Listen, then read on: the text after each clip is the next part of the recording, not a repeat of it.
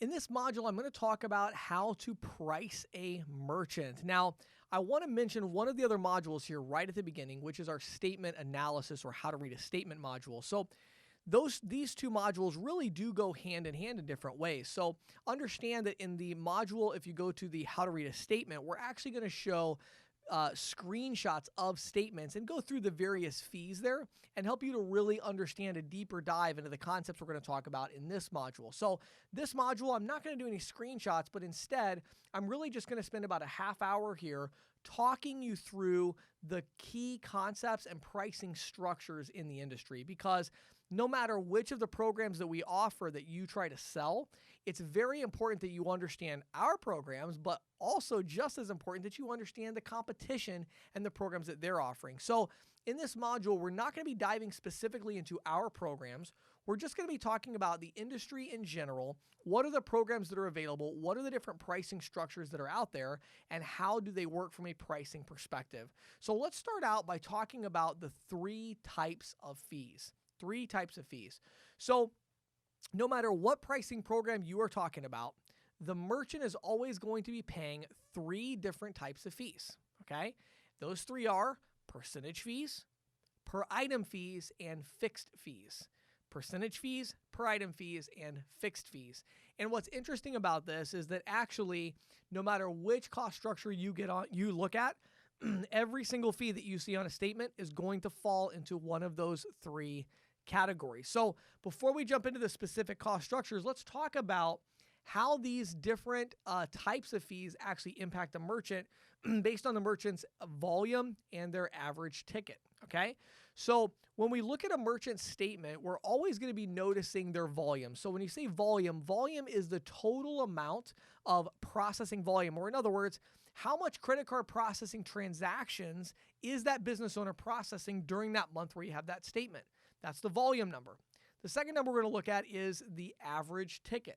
The average ticket, that is the average size of a transaction. And so we're going to look at our total volume, divide that by our total number of transactions, and we're going to come up with our average ticket.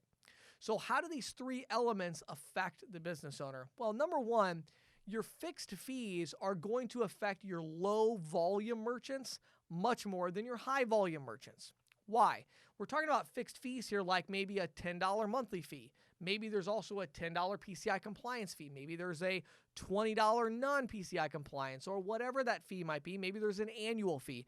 These are all examples of fees that are not tied to the volume or number of transactions, but instead they're just fixed fees that you pay no matter how much you process. Well, obviously, the less you process, the bigger those fees or those fixed fees are going to be as a percentage of your volume, right? So if I'm a small merchant and I process only $2,000 a month, if I have $50 in monthly fees and I'm only processing $2,000 a month, that's a lot, right? I'm all of a sudden paying 2.5% of my total volume just in fixed fees if I take $50 divided by 2,000. So with these fixed fees, that matters a lot to a small volume merchant. But on the other side, $50 a month to somebody doing $100,000 in total transaction volume is almost meaningless. It's so tiny. It's so minuscule. It doesn't really matter that much to them because they're processing $100,000 a month. Who cares about 50 bucks?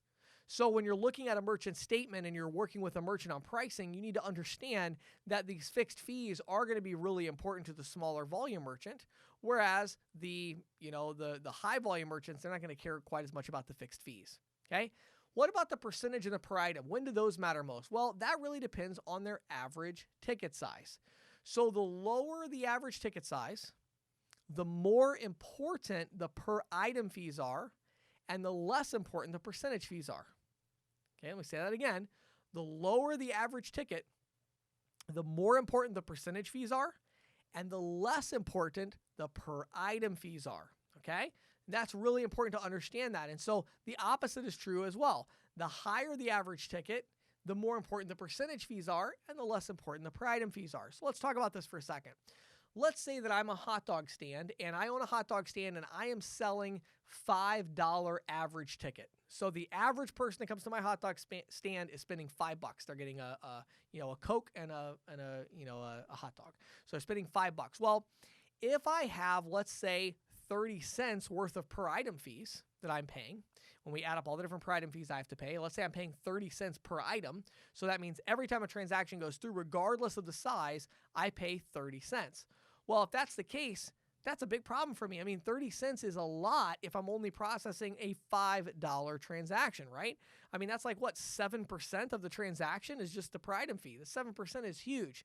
That's a lot of money that it's costing me because of those per item fees. So those per item fees are really important to me. Now, on the flip side, do I really care about a 0.5% fee or a 25 basis point, 0.25% fee? No, not really. On $5, that's not very much. It's only a couple of pennies, right? So the percentage fees don't matter to me as much as the per item fees because I'm a low average ticket merchant. On the flip side, let's say instead that I own a jewelry store and my average transaction is $1,000. So not $5 like the hot dog stand for me.